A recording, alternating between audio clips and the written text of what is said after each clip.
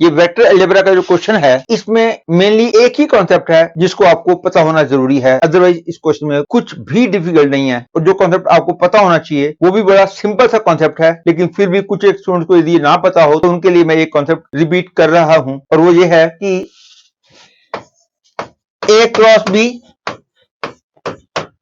Dot C या A dot B cross C are always equal. मतलब कि dot और क्रॉस की पोजीशन को इंटरचेंज करना अलाउड होता है, प्रोवाइडेड वेक्टर की पोजीशंस वही की वही रखी जाए। यदि डॉट और क्रॉस की पोजीशन को इंटरचेंज करूंगा तो मैं ब्रैकेट को बी और सी के आसपास लगाऊंगा, क्योंकि ब्रैकेट की पोजीशन को भी चेंज करना जरूरी हो जाएगा। क्योंकि यदि मैं ए डॉट बी क्रॉस ही लिखता हूं तो ये मीनिंगलेस हो जाएगा, क्योंकि ए डॉट बी एक नंबर हो जाएगा और नंबर का वेक्टर के साथ क्रॉस प्रोडक्ट नहीं होता। इसलिए एक बात तो ये कि डॉट और क्रॉस की पोजीशन को इंटरचेंज करना अलाउड होता है, और दूसरा कि ब्रैकेट उन दो के आसपास आएगा जहां पे क्रॉस होगा।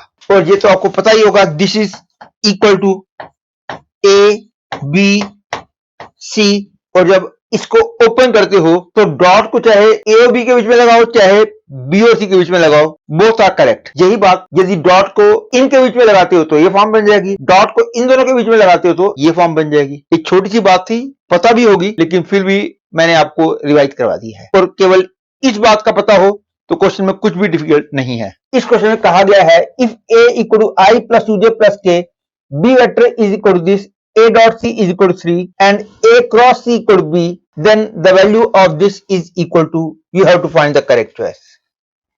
सबसे पहले मैं इस ब्रैकेट को ओपन करता हूं तो I will get A dot